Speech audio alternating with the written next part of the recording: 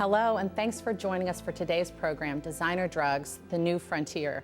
I'm Mary Elizabeth Elliott from CADCA, Community Anti-Drug Coalitions of America.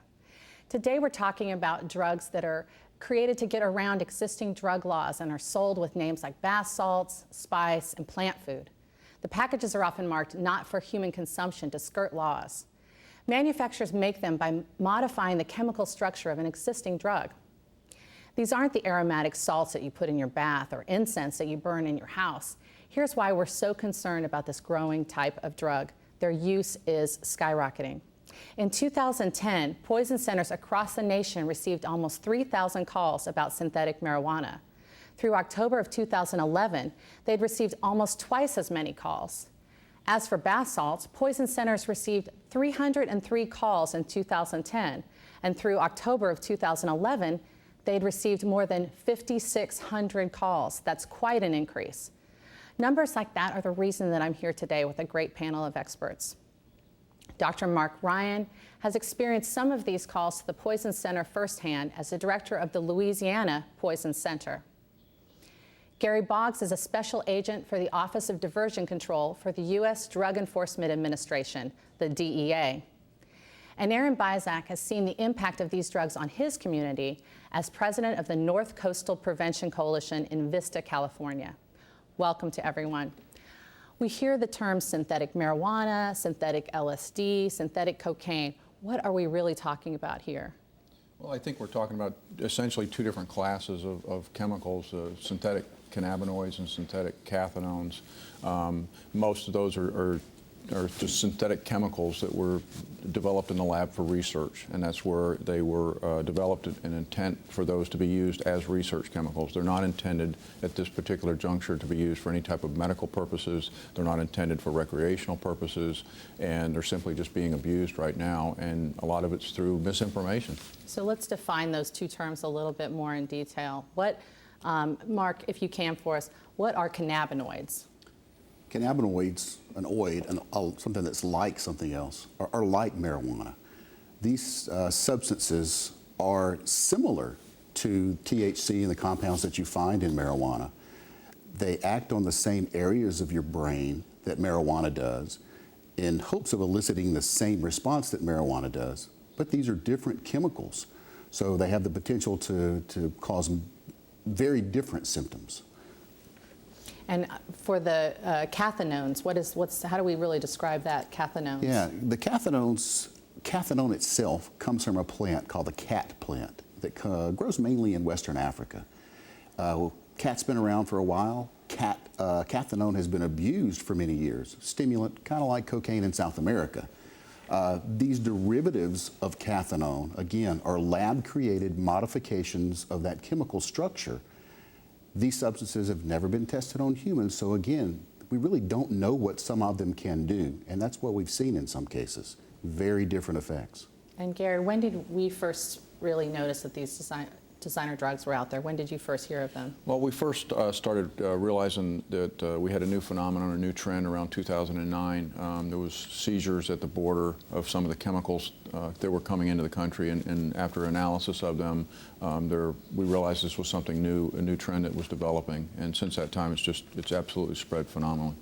And Aaron, let's bring you in. In your community, when did you first see this, and how did it look to you? Well, it actually came from a couple of different sources. It was about July of 2010 when the vice president of our coalition, Fred Becker, who works with parents quite regularly, came to me. It was actually on a flight out to Denver, and he said, you know, synthetics, I'm seeing this trend kind of coming up. Around the same time, we started getting anecdotal information about students who were smoking this, also people in the military who were smoking it to kind of skirt the drug rules that they had in the military, because at that time there wasn't a real good method for testing for it. And so that was when we really started seeing it coming into the community, and then it just ballooned from there. Dr. Ryan, why are people calling the Poison Center about this? Well, poison centers get called literally about everything. 20% of every poison center's calls come from hospitals, physicians asking for our help with poisoned or overdosed patients. When these calls started to come in, one of the things that really got our attention, these calls weren't coming from home settings where a large number of our calls come. these people were having effects that were so severe that they were already en route to or already in the emergency departments. So over 90% of the calls that we received came from the hospitals, which is a stark difference than our typical call patterns. And were the people in the hospital prepared or knew what they were dealing with? No, not at all. In fact, that happens when new substances emerge. The Poison Center is a really valuable resource, the toxicologist, to help them figure out, based on the symptoms, what toxidrome group of symptoms, if you will, the substance may fit into, until we can get samples of these products, blood samples, urine samples from the patients, do different types of testing than routine drug screens to figure out what it is. Gary, at first, both the cannabinoids and the cathinones were legal to buy and were kind of out there. Why was that? Well, any research chemicals, until a government agency, whether it be the state, local ordinances, or the federal government, identifies a particular substance, it's a research chemical. Some of these are fairly new to the community, medical community or scientific community. Some of these chemicals have only been synthesized since the mid-90s. And until a substance is ultimately controlled through legislation or through administrative scheduling, they're legal substances prior to any scheduling action. Yeah, and we're going to talk a little bit about strategies on how to control them a little bit later in the program. So what kind of data do we have? You know, if this is fairly new, guys, and anyone can join me on this, what kind of data do we have about this problem? Mark, I'll let you start. Well, we don't have a lot. The Poison Center community, we really first heard about the synthetic cannabinoids a few years ago as they came onto the scene. With the bath salts, we heard about them at the beginning of last year, 2010, but really Poison Centers didn't see any cases reported until July of 2010. And at that point, they were still a tremendous unknown to us. We had to really figure out what was out there and then pass that information along to the caregivers and the physicians to be able to treat these people effectively. And I think you point out a really good issue, and that is, how do you collect the data and what data do you have? And particularly when you're going to talk with the media, talk with elected officials, they want to know what's the crux of the problem. They want to see the data. That way they can justify what it is that they're doing or what they're reporting on. And the Poison Control Center calls and the growth of that has really provided the impetus for us to kind of move forward with a number of these things. But other than that, it's really anecdotal. Yes. And when these calls first come out, Poison Centers get a lot of them because we do have the toxicology knowledge to help out. Once the physicians now, even now, what we're seeing is physicians who've treated several of these patients, they may not call us for every one because now they know what to look for and what to do. So those numbers that you saw on that slide a little bit earlier are much, much larger. The real problem is many, many times what we see on those slides. Mm-hmm. And how about encounters with law enforcement? What sort of numbers do we see there? Well, again, we don't have a lot of data on this. Part of the problem is as this trend just accelerated so quickly, we didn't know what to test for. The medical community didn't know what to test for. They were having adverse reactions coming into the hospital, but they didn't know what to test for. They didn't know what the person had taken, and the person didn't know what they had taken. They knew what product it was, but they didn't know what was in the product. So that was compounding the problem, along with the acceleration of this proliferating through the internet. Yeah. And since a lot of these designer drugs are still legal in some ways, are people more comfortable to self-report the problem, Mark? Do you think more people are picking up the phone and saying? Well, you know, we haven't gotten just a lot of questions, and we do that with other substances where they say, hey, I used this a few days ago and I'm just concerned, you know, am I going to be okay? We're not getting those type of calls. We're seeing that social media, this is the first time in my 20 years where we've seen kind of an outbreak like this, where social media played a huge role. And while now somebody can use something, press a button, it's around the world, and we see that as in a negative that can help proliferate it, we've also seen social media help us a little bit. People who have used it, friends, family that have used it, they've posted on the websites also, hey, this is bad stuff, stay away from it. Well, this bad stuff is, they're moving to make it illegal. And what's the legal status right now for us, Gary? Well, on the state level, there's about 43 states have taken some type of action for the synthetic cannabinoids, and around 33 states have taken action on the cathinones. Federally, the Drug Enforcement Administration is the federal scheduling agency for these types of products or drugs. And we have two different types of scheduling authority. We have emergency scheduling authority, and then we have permanent scheduling authority, as well as Congress can legislatively control these drugs. With the proliferation of these drugs and the dangers of these drugs, the DEA administrator has used her emergency scheduling authority.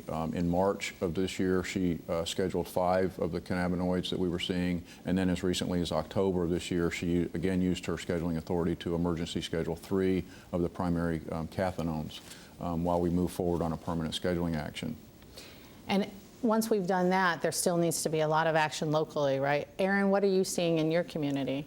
Well, I've seen a lot of people really working because of these anecdotal situations where, we had a young man in San Diego who actually went into cardiac arrest after smoking spice. That really prompted a number of parents and community members to get together, and they really pushed heavily with the local media and also with elected officials.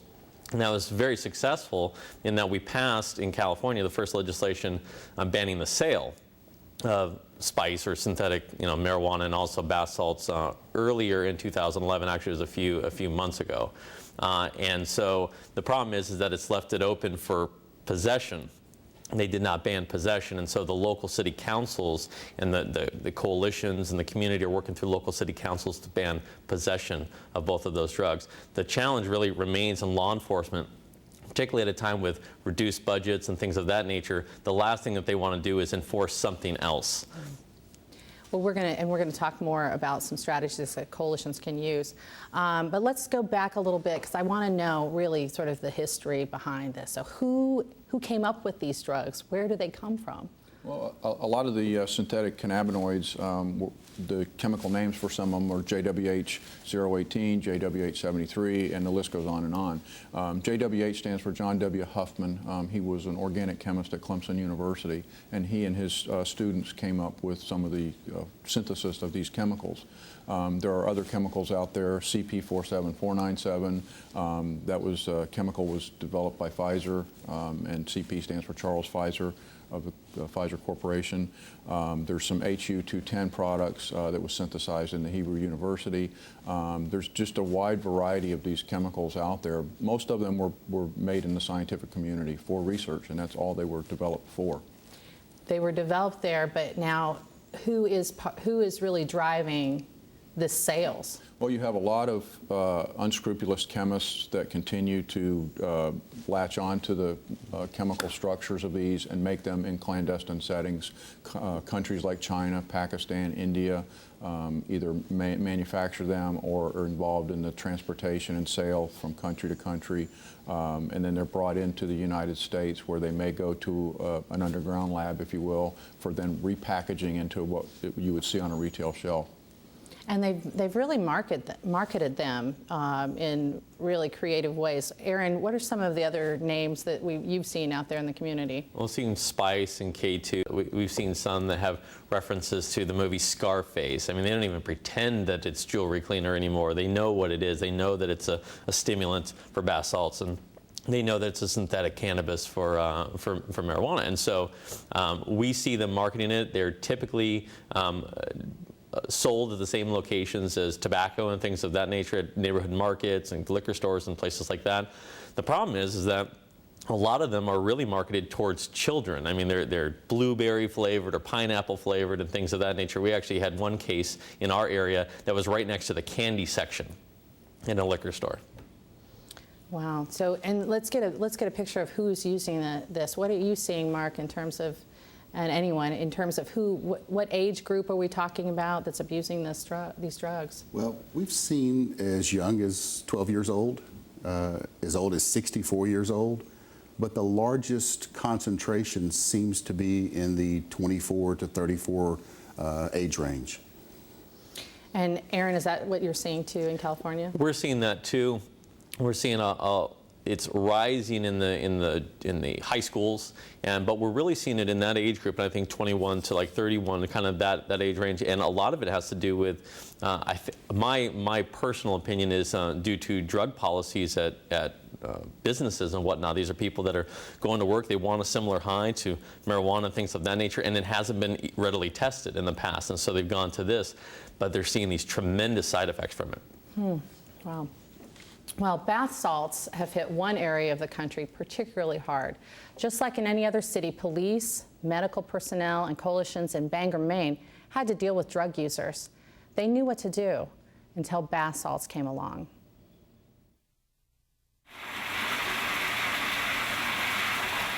Bath salts. The words can evoke an image of rest and relaxation with skin-soothing smells.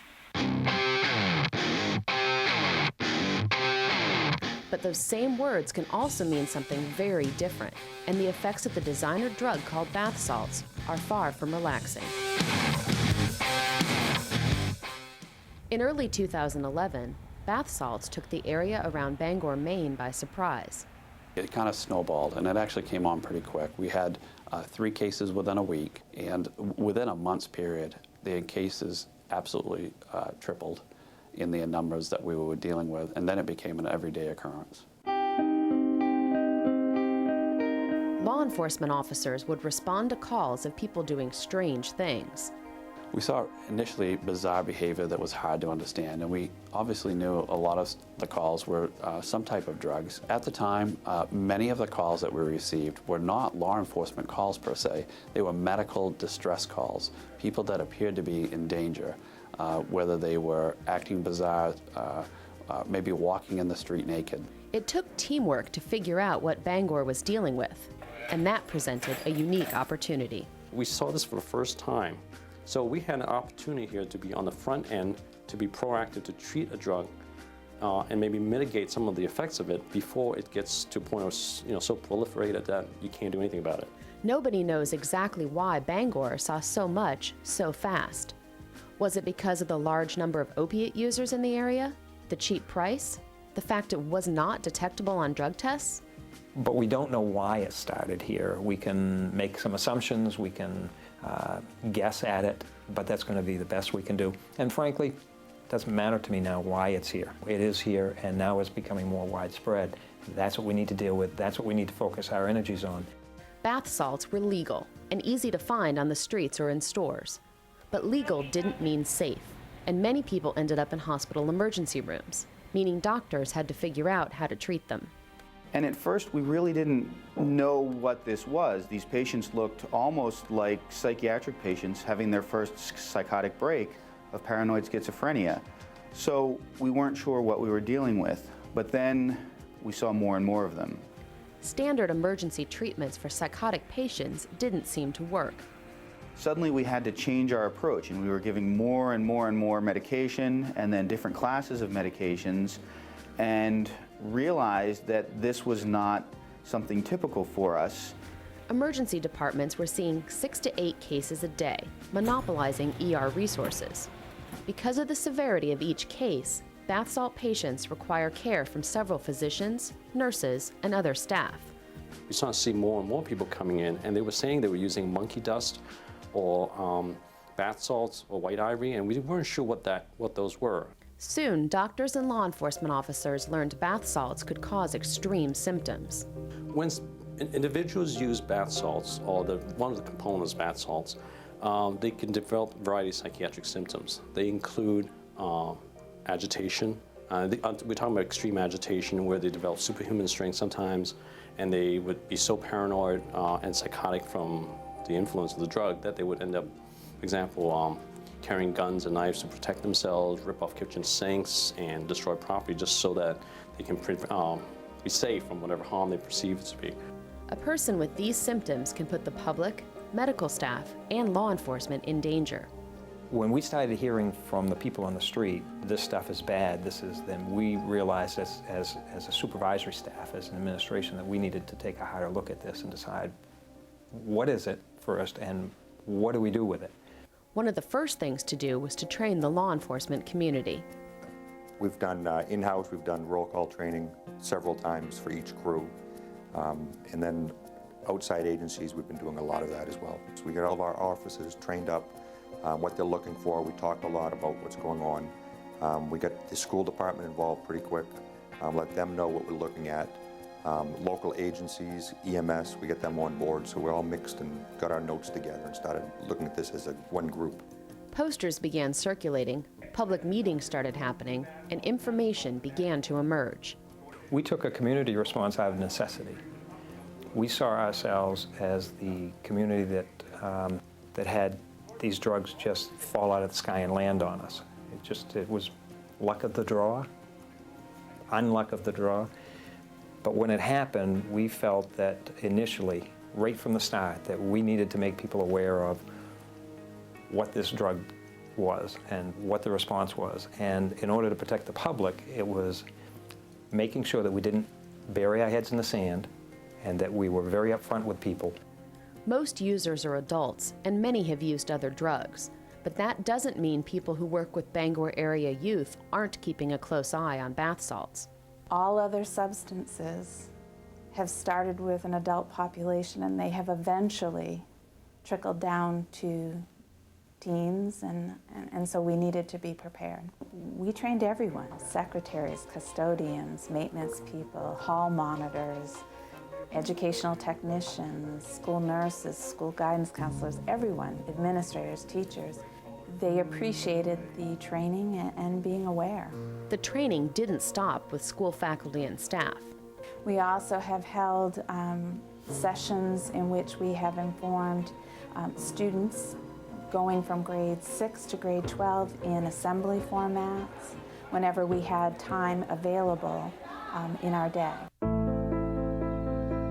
Recent changes to both federal and state laws have made it more difficult to buy bath salts, but not impossible. Most of this is coming in over the internet. You can just go online and order it, come right to your residence. Certain chemicals are now illegal, but dozens can be used to make bath salts. So as one becomes illegal, another one enters the mix. There's just a whole list of drugs that the manufacturers are just waiting, put them on the shelf until they can't move what their MDPV or their methadone or mephedrone, they can't move that anymore. They'll just take something else off the shelf. The laws and penalties associated with them have made a difference in Bangor. So even though officers are receiving fewer calls about bath salts and the number of patients in emergency rooms has decreased, the threat from bath salts and other drugs is far from over. Having been around for a while, I have no doubt there'll be a new drug that comes in behind it. And even if there isn't a new drug right off, the old ones are wreaking havoc on our community every day now, and we can't forget those, and we can't pat ourselves on the back and say, yeah, we've solved this, because the issue is not bath salts. It's substance abuse, misuse in our community, and bath salts is just the vehicle that's calling attention to it right now.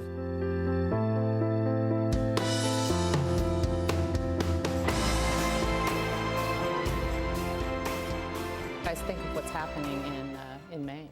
Well, I think it just exemplifies what's happening across the country, not just in Bangor, Maine, but I think it also exemplifies that when individuals take these kinds of things, that they're not the only ones that's affected by it. This affects the whole community. It affects law enforcement. It affects the medical community. These are very dangerous substances. People hallucinate, have very violent reactions to it. Many instances in Bangor and other places where people will get assault rifles because they see people coming out of their mattress. They see people surveilling their house that frankly is just a hallucination. But the response by the individuals taking it are very violent in nature. So these are very serious circumstances. I think it also drives home the point that it has to be a multi-agency, multifaceted response to these things. They pop up.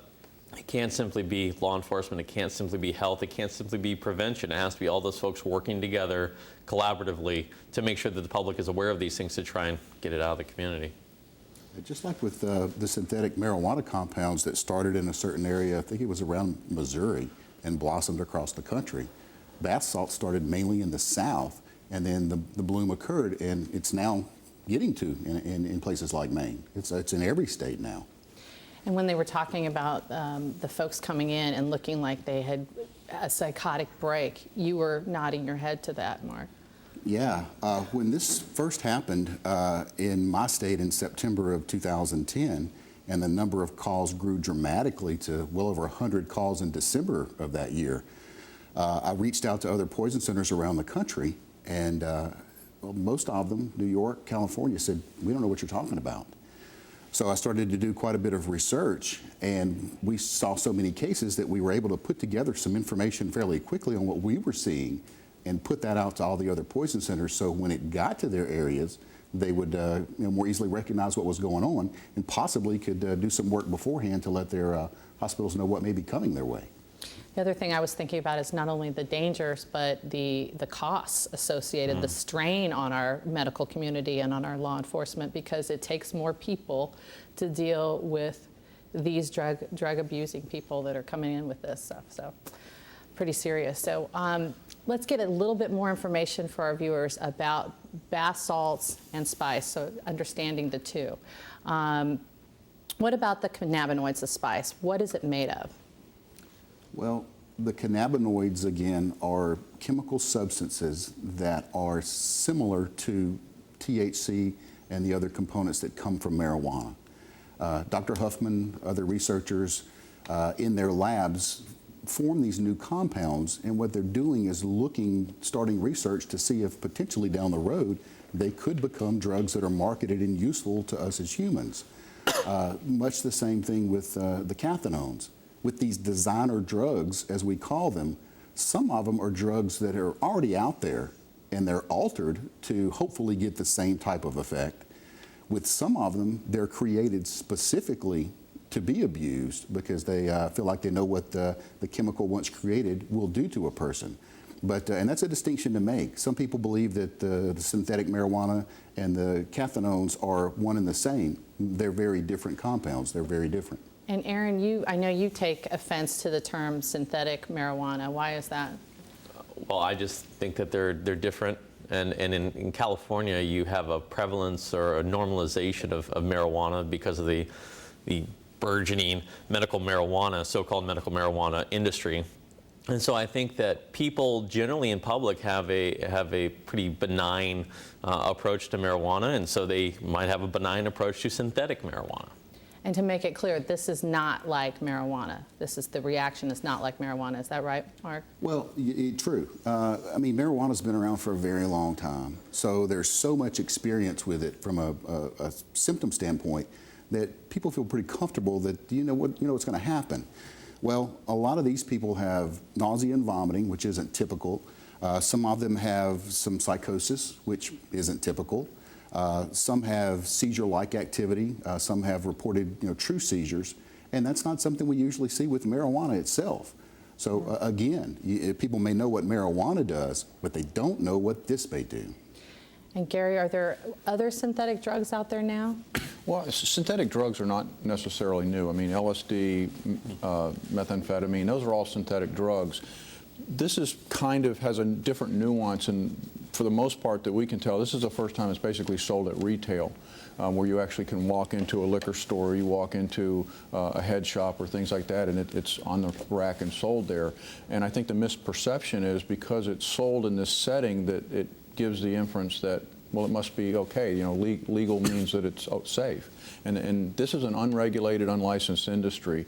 No one knows what's in there. It's not on the product. There's no ingredient labels on the product that at least gives total ingredient listed. No one knows how these were made. No one knows what consistency is in the product. There's no consistency in the manufacturing of it, and no one really, when they take it, it's Russian roulette. You have no idea what you're taking. Yeah, early on in this, law enforcement came to us and said, can you give us a list of the name brands and what's in them? And we said, no, we can't. We tested a product called Cloud9 from the New Orleans area, and it had mephedrone in it. We tested it from the Baton Rouge area, and it had MDPV in it. We tested it from another area of the state, same name brand, and it had 3 different cathinones in it. So what we were seeing was when somebody created a batch, if one time they ordered mephedrone, and then when they reordered to make another batch, they couldn't get mephedrone, they'd use whichever one the supplier had in stock. So it made it really confusing because when some person said, I used Cloud9, well, they may have used one, got one set of symptoms, and then they used another product and got another set. And on top of that, like Gary said, we tested products that had a few milligrams of active ingredient in them, and we tested some that said it has 250 milligrams. Well, it had almost 2 grams. So the dose variance was huge also. So So people don't know what they're buying. They truly don't. Yeah. And what about where it's being sold now? I mean, what you said, typically convenience stores. I mean, for the parents out there, where might they find this stuff? Head shops, mom and pop gas stations, truck stops, generally mom and pop type shops. There have been some chain places, but most of the chains, once they realize what they have, they're not selling it anymore.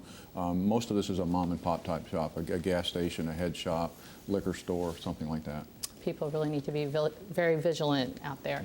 Well, we're going to talk a lot more about the dangers of these designer drugs after we take a short break.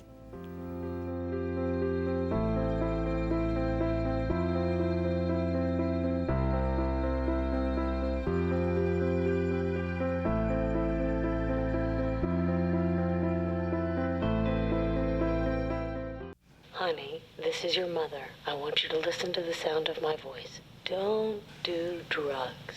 Drugs are bad. Don't do drugs. Drugs are very, very bad. Don't. So let me get this straight. You recorded your own voice and you played it for your daughter. Yes, while she's sleeping. Okay, well, she's probably gonna have questions. Drugs are bad. You should have some answers. Don't do drugs. Learn how to talk to your kids about drugs at timetotalk.org. Tyler, wake up! You're going to be late for school again.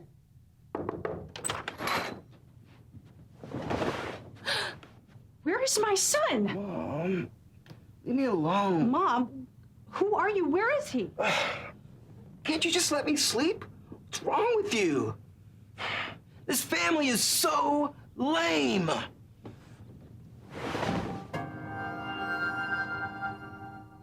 Get help from the partnership at drugfree.org.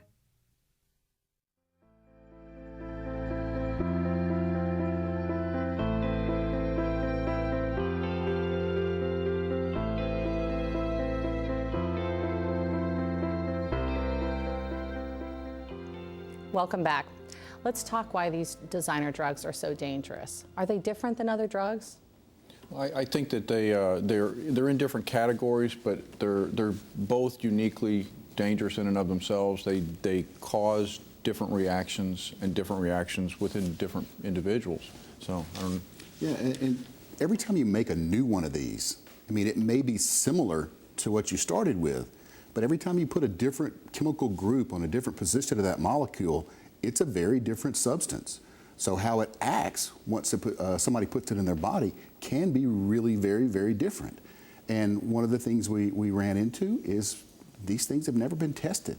Many of them not on anybody, not animals, and especially not humans. So when you make that statement, it's Russian roulette, it truly is. People will take these things and have no idea what's going to happen when they do. And you layer on, if they're taking them with something else like alcohol or some other drug, now you can have a completely different reaction than when you took them independently. So all the different nuances start stacking up against the user. And is that typical that there would be polydrug use? Very much so, yeah. Yes. So we talked about spice and we've talked about bath salts. Let's talk a little bit more about bath salts and let's discuss sort of the similarities and differences between the two. How are they different? How is bath salts different? We saw the symptoms with the cannabinoids, and it was reported the psychosis that occurred and some of the other more nasty symptoms that were different from marijuana. When the bath salts came onto the scene, we noticed those same type symptoms, some different ones in addition, but they were much, much worse. To the point of literally being scary, the response that some of these people were having to the cathinones. But are they also they're also part of just sort of a same class, Gary, right? Would you say you don't want to separate them too much, or how do you look at the two? Well, from the Drug Enforcement Administration's standpoint is that they would be classified as a Schedule I because they have no legitimate use in the United States. So that would make them by default into Schedule I. But with the bath salts, the MDPV, what you see with those in some instances is compulsive redosing, where people may want to stop taking it, but the drug is so powerful that they continue to take it, and it depletes the dopamine in the brain that gives you the pleasure senses, which ultimately then leads to depression and anxiety and other symptoms like that. Wow. So what are some of the names that we're seeing besides bath salts that people should be on the lookout for? Mark and Aaron, you guys can share. We've seen a lot. Bath salts, plant food, pH optimizer, growth stimulator, stain remover, odorizer, not deodorizer. Jewelry cleaner. Yeah, glass cleaner, cleaner for your smartphone screen. We even saw toilet bowl cleaner. And then they're packaged under just a variety of independent retail names, Ivory Wave, Vanilla Sky, Bliss, Berry, and literally every day you see a new one on the market. And this is going to sound really silly, but there's no way anybody would try to use these products for what they're being sold as, like plant food. Like somebody's not going to do that. Why is that? Not at the prices that they're charging for them. They're charging high prices for just a little tiny bit of drug. And so, I mean, if you're going to buy bath salts to put in your bathtub, this would be the last thing that you would purchase. It's very obvious then that what this is really all about. And some of them that are marketed as plant food, they're encapsulated. No, I mean, my plant doesn't need an encapsulated, to be encapsulated for it to work. And the price of them are maybe $100 for a gram, where you can go buy legitimate fertilizer like Miracle Grow at a fraction of the cost. So, I mean, just that alone is a red flag. So they're really not fooling anyone with that. That's just it's a ruse. And I think to a certain extent, the retailers that were selling it kind of, I don't know if it helped them alleviate their conscience, for what they were doing. But, we would go into, when we were doing assessments of the stores that were selling these things, we'd go in there and they'd say, no, it's just jewelry cleaner. It's like, really, it's jewelry cleaner being sold next to the tobacco in your liquor store. And so I think that it's gotten to the point now where there's been so much media around it and things like that they really can't use that excuse anymore. They can't plead ignorance. Yeah, this is really serious. So we've been hearing about psychosis, about suicide and violence. But why does that happen? Just the causes, the effects that these particular substances cause. People who use not just these, but a lot of drugs are looking for a euphoria. With drugs like these, they have stimulant properties, so they're looking for those same type effects that they would get from methamphetamine or from cocaine. But because it's a very different substance, it may act in some of those ways, but it also may have and does have these other effects which are really nasty. So how long can this psychosis last? Well, we had people who came into the emergency department who remained symptomatic for 3, 4, 5, 7, 10, 14 days. We're still tracking a few people who used the products back in November of 2010, and their family reports that they're still having paranoid tendencies that they didn't have before they used these substances. So we're still not sure that some of the effects from these things might be permanent. So it's too soon to know that if there's long-lasting effects on the brain. Well, we've heard how dangerous these designer drugs can be. Let's see how coalitions in Mississippi banded together to slow the spread of spice.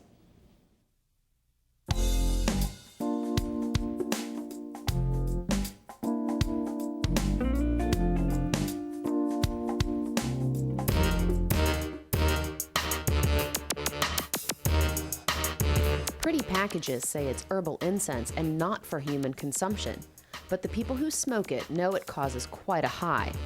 Whether it's called spice, K2, synthetic marijuana, or something else, it quickly became popular in Mississippi.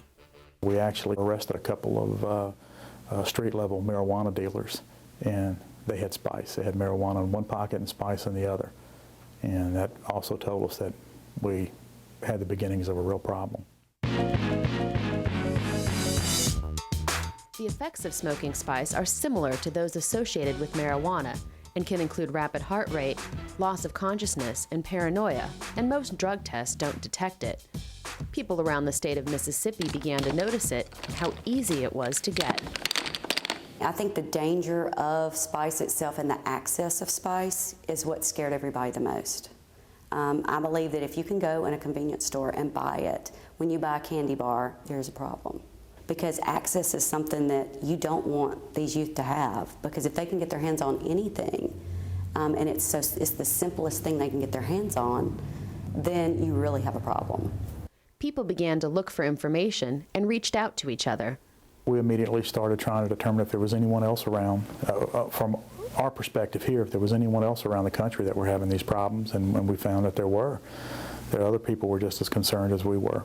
There were no laws or ordinances in place to prohibit the sale of spice, and no consequences for using it. At that time, a city ordinance was the quickest way to shut down the sale of spice in your community, and that's what happened. An existing coalition of coalitions in southern Mississippi helped move things along. The synergy of people working together, I think, really made a difference. Luckily for us, we have lawyers and individuals who can look at that legislation, city attorneys, county attorneys. We were able to look at that particular ordinance, make some changes that needed to be made. A person who wrote one of the first ordinances recommends caution, even when the goal is to get something on the books quickly. So it had to be tailored with language that would prohibit what it was intended to prohibit, and not just language thrown together so that all of a sudden you prohibited things that you never intended to prohibit. And that was the real trick to drafting it. Local areas were acting quickly, and it didn't take long for the state legislature to take notice. This drug doesn't stop at city lines or county lines. It has to be statewide. You're spinning your wheels if you think that you can stop it just in your community when they can go to the next community and buy it, because the children are going to go to the next community, buy it, and bring it back home. It has to be a statewide ban on it. And with both state and federal regulations in place, positive change will follow. It just gives us some teeth now to enforce this. I know that people that were smoking spice, the ones that were doing it legally, now know that it's illegal. And I would like to think that a lot of those folks have just stopped smoking it. You know, they were smoking it to begin with because it wasn't illegal. It was an alternative to marijuana. But now that it's illegal, decent people are not gonna fool with it.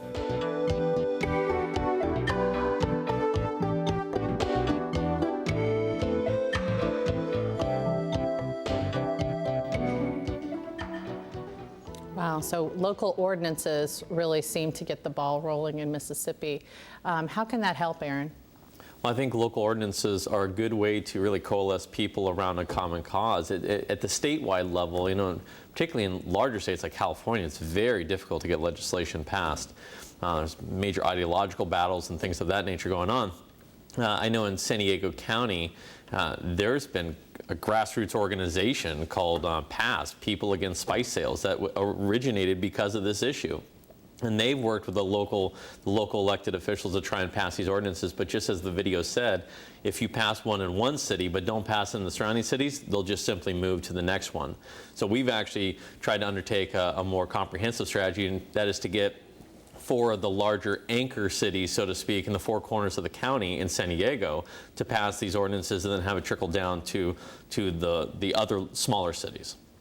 And then do you take this information to the state level and try to move from local to state? Is that how that's working? Well, actually, I mean, you try to do both, actually. Whoever picks it up first, whoever picks up the ball, let them run with it and try to get something on the books. The state, like I said earlier, has passed recently some laws relative to spice and bath salt sales, but they didn't ban possession. And so that limits you tremendously because you could still, as we said earlier, purchase it on the internet and things of that nature. So we needed to make sure that possession was in there too, and really getting that into the local cities. That way you can kind of nip it in the bud before it gets out of hand. And for the DEA, you seeing the local communities, these ordinances, and then state and national, can you put it all into perspective for us on how each one works and what your role would be? Well, right now there's around 43 states that have passed some type of legislation or ordinance for the cannabinoids, which are the spice K2 type products, and 33 states that have done it for the bath salt type products. But if you look at them, they're all different. They all have different legislative control. They all fit differently. They all control different chemicals, so it's kind of different there. From the federal level, the Drug Enforcement Administration has the authority to schedule a substance as they see fit, and we do that in conjunction with a medical and scientific review from the Food and Drug Administration. And then there's also Congress can pass legislation. So those are the 2 ways federally how we can control these substances. And what do we have in place right now? Right now, the administrator has used her emergency scheduling authority. In March, she scheduled 5 of the cannabinoid substances, and then in October, she scheduled 3 of the bath salt products, the 3 main ones that we were seeing, MDPV, methadone, and ephedrone. Were the 3 that she scheduled emergency while we move forward on a permanent scheduling action. Congress has, both in the House and in the Senate, there are pending legislative bills work to classify some of these substances that we're commonly seeing and control them from federal level. But one of the misnomers is that when we control these is that we will stop research, and that's not true.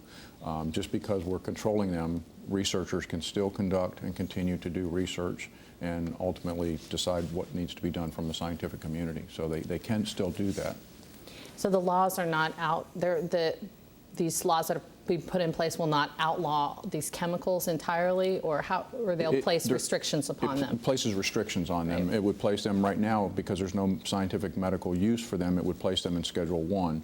So you would just have to become a DEA registrant as a researcher, and you would then be able to continue to do research with those substances, so that they would be able to do that, but they wouldn't be prohibited from being sold at a retail level if the product contained any of the controlled substances. Sounds fair.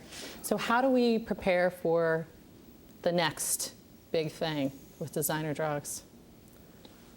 I think you just have to make sure that your community and the various aspects of your community are all talking to each other, so you can share intelligence quickly. And that way you can respond quickly when something comes up. You know, we did it in San Diego with prescription drug use, which was kind of moving from the East Coast to the West Coast. We tried to get ahead of it, looked at trends of what was going on in other places, and tried to attack. And I think that if you have a coalition and you have a lot of people involved in that coalition, you'll be able to respond quickly. And so you're never going to be able to prevent everything from happening, but you can respond quickly and prevent it from getting out of control. I mean, some people might just say, well, why can't we just outlaw all of this stuff that might possibly, be these chemicals? There's lots of things out there that have stimulant properties and properties that are abusable. So we could literally get into banning tens of thousands of substances in a short period of time. And the list could go on and on and on. And some of these are, frankly, they're brand new chemicals. As the scientists or the chemists change the molecular structure of some of these substances, they're creating brand new substances. So that's the problem with the synthetics, is that there's sort of an endless ability for the scientists to continue to modify the structure of these substances. But right now, we're very vigilant. Poison centers are out there. We're talking to the healthcare, we're talking to law enforcement, we're talking to education, we're talking to our health departments, we're talking to the DEA. So everyone right now is hyper vigilant to any new thing that emerges out there. So hopefully we can get onto it very quickly. And Aaron, I know coalitions are hyper vigilant about this too. So what about retailers? Do you all think that the retailers are getting the message about this? Well, they're getting the message because we're sending them the message. And how are you doing that? We actually teamed up with the police departments before any of the ordinances passed and before the state law passed. We knew what was happening with these drugs, and so we went to the Neighborhood Market Association, we went to the police departments and the chiefs of police, and we said, can you help us? And so what they did was they actually sent letters via the Neighborhood Market Association, also via the police departments, saying, hey, we're working with these coalitions. We know how dangerous these are. You are now on notice that you know how dangerous they are. We ask you to stop selling them. And so even if you don't have an ordinance in place, you can put tremendous pressure on people to stop selling it. Of course, we followed it up by going in with youth and news cameras into those stores and saying, you received this letter. You know how dangerous this is. If you didn't receive the letter, you're claiming not to. Here's another one. You are now on notice on camera that you know, will you stop selling it? Most of the people, when you put a camera in their face and do things like that, they'll say, I'll stop selling it. And we go back and check over and over and over again. And many of them have stopped selling it. And you've got your young people involved too, Absolutely. Right? We have a youth coalition that has been involved. And we don't call them sting operations, but essentially what we do is we send the youth in to ask if they sell it. Then they say, oh, I forgot my money, let me go back out, I'll come back in. And then we go in there with a few more youth and a camera and we say, hey, look, here's the deal on this, you now know. That would be pretty intimidating for a retailer. And then we also put doubt out there. We want to put the doubt in the people's minds who are using it, that you don't know what you're getting. And many of these products are relabeled. This is new. It's not banned. It's not illegal. And you'll find them again going back into the retail setting. Well, when we test a lot of those products, that's what they do contain is a banned substance. So we want the retailers to also know that just because somebody comes and presents something as it not being illegal, it may very well be. So you could easily be arrested for having it in your store, even though it says it's not illegal. Within a week of the DEA scheduling the compounds, there was a sticker on the drugs that say, this meets DEA's recent scheduling criteria. And so they will respond instantly, and they will package it that way. And so you need to get the message out to the community, the wide community, about how dangerous these substances are and why you should stay away from them. And one of the things we see consistently among the retailers is when they're interviewed by local media or whatever, they are frankly tell the reporter, I don't care that this harms people. I'm making a lot of money selling it. And I think that's problematic in and of itself, is that, you know, they're not trying to sell a product that's useful to the society. They're selling something solely to make money on it, and they're making a lot of money selling it. And has law enforcement been able to hold these guys' feet to the fire and really prosecute any of these retailers? We have a couple of ongoing investigations right now within the Drug Enforcement Administration where we're working to prosecute some of them based on the recent federal scheduling authority that we've enacted. So we're moving on those currently, and we also know that there are some law enforcement on the state level that are pursuing investigations as well. And why is this a little tricky for law enforcement? Well, we can't just walk in and because a product is being on the shelf, just take it off the shelf. Until we test that product to know what's in it, because it's not labeled on there, we have to test it. So we have to buy it, test it, see what it is, and whether or not the substance that's in there is actually a controlled substance or not. And then do you turn to your friends at the Poison Control Center, or are you involved in the testing at all? When this first popped up, we worked with the crime lab in North Louisiana to test a lot of these substances. And in fact, some of these were so new that the very sophisticated way that they're tested, the database that this machine uses to compare and tell you what compound it is went, yeah, I don't know exactly. This is close to this, but it was so new that it wasn't in the reference library. And then when we started to test human samples to find how much was in their body to compare it against, there were no pure reference samples in this country. We had to go to Europe to get samples of MDPV and mephedrone to be able to test accurately against.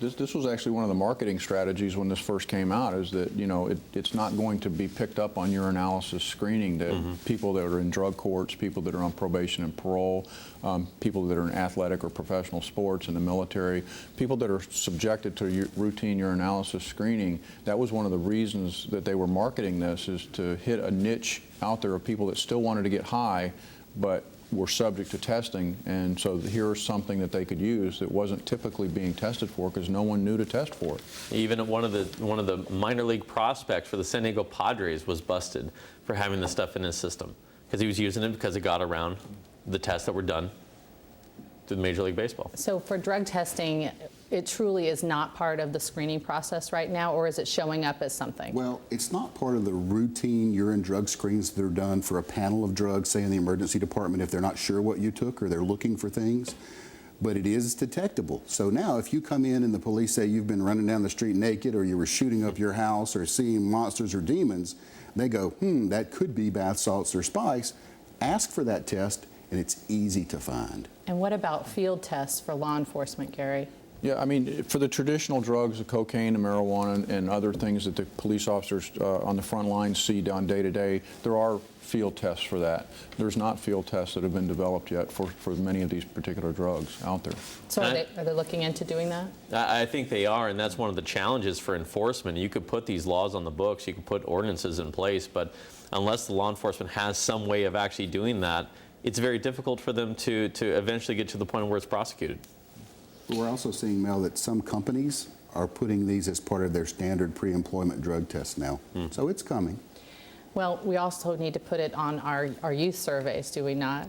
I mean, that's not being picked up at this time, is it, in your state? No. I think it's on the new monitoring of future study that's getting ready to come out. I think they just added that question to it as one of the questions, so, and I think that's coming out fairly soon. Excellent. But the California Healthy Kids Survey is being defunded. And so as these drugs are expanding and we're trying to figure out what is the impact of synthetic drugs, what is the impact of medical marijuana on the community, on youth drug use and things like that, the funding is being reduced. And so being able to report this data and track these things over time is at risk. Wow, and that's why we need local data. It's so critical. And so coalitions out there, get this on your local youth surveys if you can. So what else do we need to know? I mean, what can we say to coalitions to sort of prepare for the next big thing? I think you just have to start talking to each other and make sure that you understand the drug issue as well as possible. I mean, I've heard of situations where coalitions went out and told people some misinformation. And so you need to make sure that you understand it well, that you are working together with a variety of partners to get that information out through a variety of different media and a variety of different sources. And if you do that, there'll be a general level of awareness in the community that will allow you to respond quickly when things like this pop up. And I think one of the things that's kind of unique to this now, too, that people should be recognizing is the fact of how rapidly this spread, how quickly it got from one part of the country to the other part of the country. Trends that used to take months, weeks, or years, if ever, to develop across the whole United States, now is developing in days and weeks because of social media. So we need to recognize the fact that social media, though it can be good in one hand, can also proliferate and accelerate trends, and we've got to be prepared for that. And I think you have to be able to use that social media. I mean, right now, what might have been very difficult to get a hold of somebody else's ordinance from Missouri or from Mississippi is very easy nowadays. Go online, look at coalitions that have done things. Ask them for it. They'll be more than willing to send you language. That way you're not shooting at a wide variety of different language and things of that nature, but you're kind of honing it down into a common language that everyone can follow. Wow, we have covered so much, guys. I can't believe it's time for our brief final thoughts. What do you want to leave our viewers with today? I'm going to start with you, Gary. Well, I think the thing that I'd like to leave with people is legal doesn't mean safe, and people should understand that when they take these things, just because they're sold at retail doesn't mean that they've been approved or that they're safe, and you don't know what you're taking. Mark? Well, I think it's so important to make the statement that when you buy a product like this that hasn't been tested and hasn't gone through any regulatory process, you don't know what you're getting. Watch out. Absolutely. Aaron?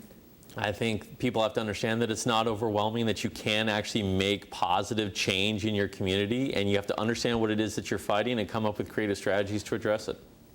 Well, I want to thank our panel, and as always, CADCA will be here for you, and we'll be watching this trend as well.